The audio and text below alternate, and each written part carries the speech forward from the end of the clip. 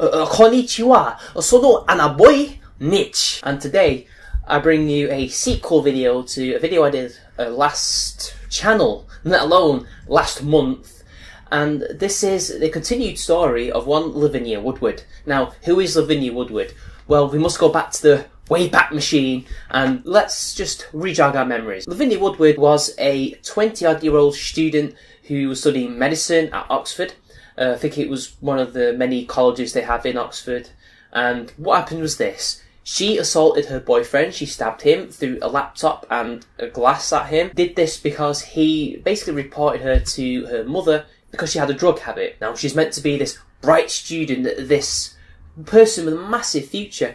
And so much so that the judge in her hearing actually said that, no, you know what, you've got such a future, I'm going to delay sentencing. We're going to delay all this. And we're going to wait until basically this month until we find out what her sentence is. And lo and behold, we have. And predictably, this is the result. Lavinia Woodward, Oxford student, too bright for prison, is spared jail for stabbing boyfriend. Completely and utterly spared. Now, we'll get into the reasons why later, because there's many different reasons. Some of them are wrong, some of them are correct. So, let's get into this, shall we? An Oxford medical student, too bright to be given a prison sentence, has been allowed to walk free from court, despite the judge acknowledging that she broke her bail conditions. So not only did she get away with a crime that I think she shouldn't have been charged for, but something a little bit higher. I think in my earlier video I said she should have been charged with grievous bodily harm, because how is stabbing somebody and throwing shit at them unlawful wounding? Surely that's grievous bodily harm. You're stabbing somebody in a leg. I think that's where she stabbed him. One of the limbs. There's arteries there. He could have died. But not just that, she broke her bail conditions, and apparently that had nothing to do at all with the sentencing, even though, in most cases, and with most men, I mean people, that would not stand in court. But apparently it does with Lavinia Woodward. Lavinia Woodward, 24, who stabbed her Cambridge University boyfriend in the leg with a bread knife, was spared jail yesterday as she was commended for her strong and unwavering determination to address her drug addiction. As she left the courtroom, Woodward was seen mouthing the words, "Thank you," to the judge, as she was ushered out of the dock in tears by her family. Oh, unwavering determination. You see, there's plenty of criminals who have an unwavering determination to kick the habit in jail, but we don't just let them out, do we? They serve their time. They might get out early if they've given us some good behaviour to account for, but other than that, no. People who get put in prison for a variety of crimes if they have a drug habit don't get let off because of that. And if you want to know what the conditions of breaking her bail was, she wasn't allowed to contact the victim, the man, the ex-boyfriend. She tried to contact him to express sorrow. Yeah, you were so sorry when you did it to him before, and your alleged history of abuse towards him. But whatever, it's because you've been caught you're sorry, isn't it? The decision was last night criticised by criminal justice campaigners who said that the lenient ruling would deter men who had fallen victim to domestic abuse from coming forward. It comes 4 months after Judge Ian Pringle QC described Woodward, an aspiring heart surgeon, as an extraordinarily able young lady whose talents meant that a prison sentence would be too severe. Standing trial in May, Woodward pleaded guilty to unlawful wounding after she punched and stabbed Cambridge student Thomas Fairclough whilst under the influence of alcohol and drugs. Now that's important, because basically what they're saying is men will look at this and think, well, why should we go and report these people? Firstly, if we're not going to be believed. Second, if we are believed and we take them to court, they're going to walk free because they can turn on the waterworks. They can show how good they are outside of this allegedly one thing that they did in their life, even though it is apparently alleged that she was constantly abusing him. They'll just walk free because of the feelings of the judge, even though his feelings should not be taken into account whatsoever. It should probably be based on the evidence, but they will think that it's not being taken importantly and that they're basically going to be ignored, while women are taken extremely importantly. Men will be put in prison if they're found guilty of that. I can't see any walking free from this. And there's also a Sunday article reference 3 women who weren't posh, or toffs is another word for upper class, who did go to jail for similar crimes, but we'll get into that in a minute. Court had heard that she had attacked Mr Fairclough, who she had met on the dating app Tinder, when she discovered that he had contacted her mother when he realised she had been drinking. Enraged, she was said to have thrown a laptop at him before stabbing him with a knife, also injuring 2 of his fingers. Woodward then tried to stab herself with the knife before he managed to disarm and restrain her. However, Judge Pringle told the court that he would take an exceptional course and defer sentence, hinting that she would be spared prison so as to not damage her chances of becoming a surgeon. Yes, this did happen. This was what he thought would be an okay thing to do. Whilst awaiting sentence, Woodward then returned home to her mother's villa in Milan, during which time she'd been seen shopping at fashion outlets whilst carrying a designer Chanel bag.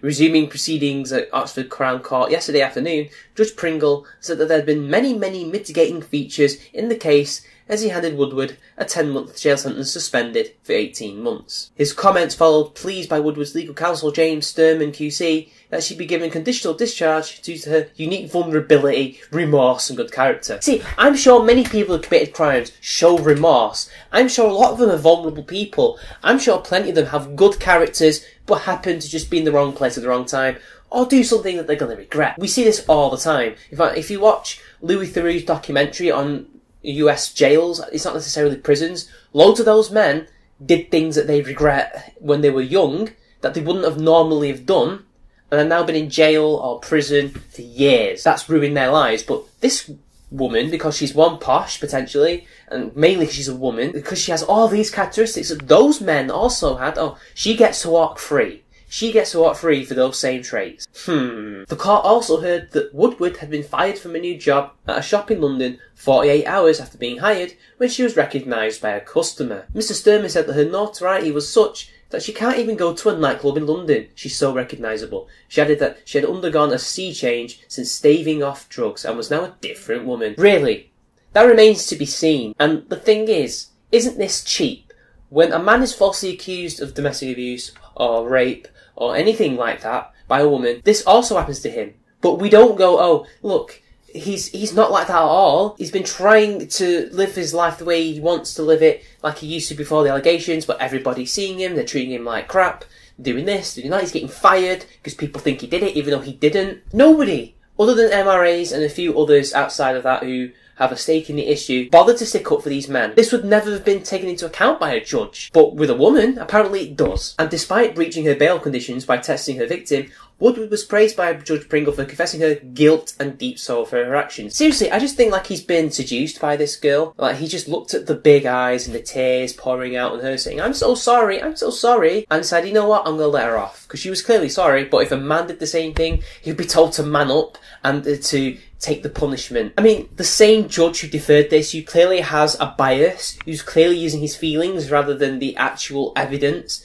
He's not actually being a judge here, he's just being like a teacher or somebody who can use their feelings to basically let somebody off for something minor or even something major, because everybody knows in school you used to have major fights and the bully would always get away with it, right? Because everybody's at fault. She contacted this guy. She wasn't allowed to. This should have been taken into consideration, but apparently not, because this is what he has to say. Although it was against your bail conditions, you contacted your partner to fully confess your guilt and your deep sorrow for what happened, he continued. There are many mitigating features in your case. You have no previous convictions of any nature whatsoever.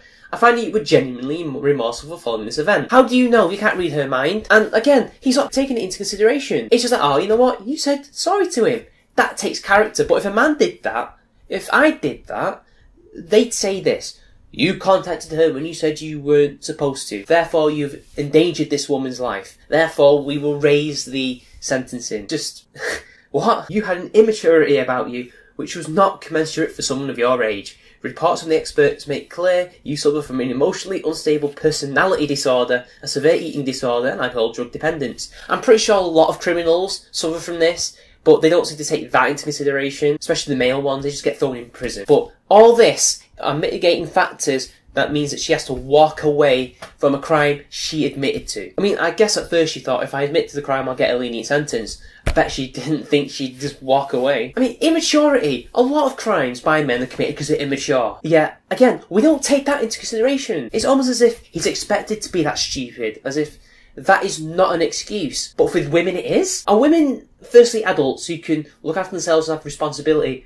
or are they children? Can we pick one and stick with it, please? Most significantly, you have demonstrated over the last 9 months that you are determined to rid yourself of your addiction and have undergone extensive treatment and counselling.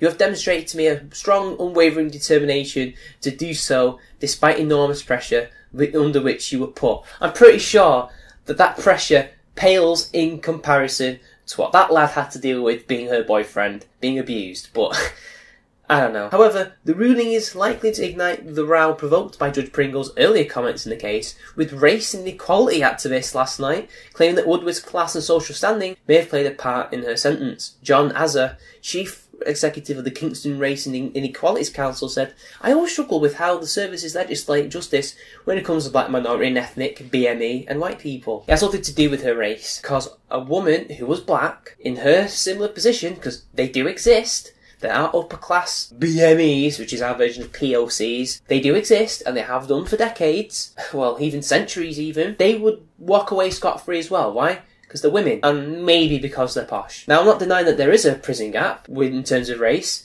but the one thing that sticks out in pretty much every criminal justice system is that the gender gap is always bigger than the racial gap, and this is the reason why. If she wasn't Oxford educated, if she came from a deprived area, I don't think she would have got the same sentence and been allowed to walk free. Potentially, and they have put a lot of that into consideration, that she's had no prior convictions, she's a surgeon, but you don't have to be upper class to get to Oxford. And again, it seems to me that they seem to be influenced a lot because she's a woman as well. Echoing these comments, Matt Brooks, chair of the charity Mankind Initiative, said, "In terms of whether the genders were reversed, we would expect any man committing this type of crime to go to prison, and rightly so. I'd rather trust the chairman of Mankind's opinion than a guy who's clearly got a bit of an agenda here from the Inequalities Council. I mean, it's clear as day it's down to agenda, and to a lesser extent, her class." Last night, the Dean of Christ Church, the Very Reverend Professor Martin Percy, said it remained uncertain as to whether Woodward would be allowed to return to complete her studies. "We are concerned for the welfare of all our students, and it's clearly a matter of regret and sadness when any young person blinds a promising career by committing a crime.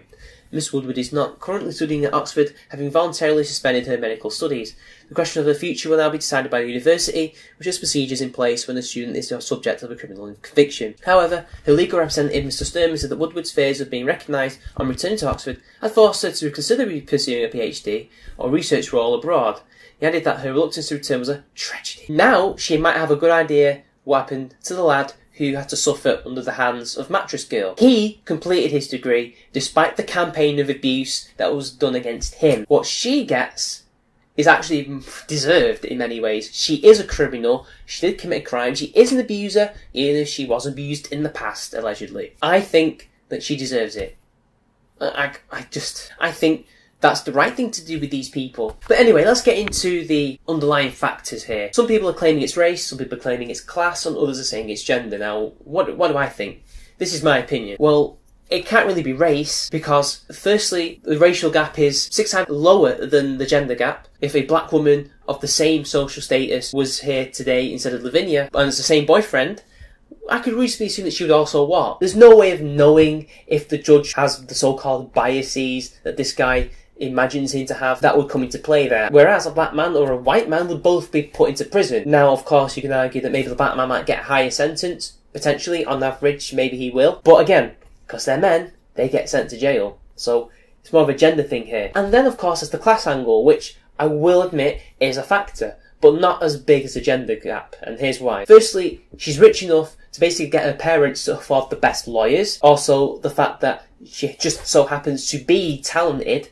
I mean, they're saying she's talented, but I don't know if she's actually that talented or not. I can't judge shit when it comes to doctors. They're taking that into consideration. They're taking into the fact that she is an Oxford University graduate and a PhD student, and the fact that she has this bright future. That's enough to let her to walk away scot-free. But at the same time, a man in her position, with the same skills, with the same history, with the same villa in Milan, with the same access to lawyers, would have been put in jail. So ultimately for me, it's down to gender. It's not down to race at all for me. It's slightly to do with class, but at the end of the day, she would walk away regardless because she's a woman. Now, what about the 3 people that the Sun claim were put into jail because of their class, the 3 women? Well, maybe they didn't have Judge Pringle to preside over them, and maybe these judges didn't have a gender bias like he does, clearly. Now, I can't say for certain why they were put into prison. Apparently, the lad's wounds that Lavinia inflicted on him were relatively okay. They weren't anything serious, while one of them did slash a man's artery, and that's why she was put in jail for 2 years. Still seems a bit lenient for me. If you're slashing an artery, that's more than just unlawful wounding. But you know, it's a case-by-case basis, but I still feel that this case warrants a jail sentence. And she only got away with it because she turned on the waterworks, she had a good lawyer. They literally managed to just play the judge's feelings, create this sob story, and use her background to essentially get her to walk away. This is essentially what it was. Because this judge had some kind of bias in his head, and because he clearly isn't a very good judge, because he can't look at things objectively, she walked away. He saw a frightened victim rather than a perpetrator here. It's amazing. They've done what feminists do. They are the perpetrators, but they will flip it and pretend to be the victim. And this is what they've done. They turn her into the victim rather than the lad. The lad never seems to be mentioned much other than in terms of a crime was committed. They don't actually seem to even quote the prosecution in this particular article. Like, what about him? What about potential other people she might meet? It boggles the mind, this. It boggles my mind that she even managed to get away with this and turn out a victim. Even though I'm glad to see that people in public are turning her away and she got fired, because it would happen to a man whether he did it or not. And I think this is a good taste of what she's going to expect, because men get this 10 times worse. But anyway, I'm going to have to end it there before I waffle on too much and get really pissed off. So until next time, guys, I'll see you later.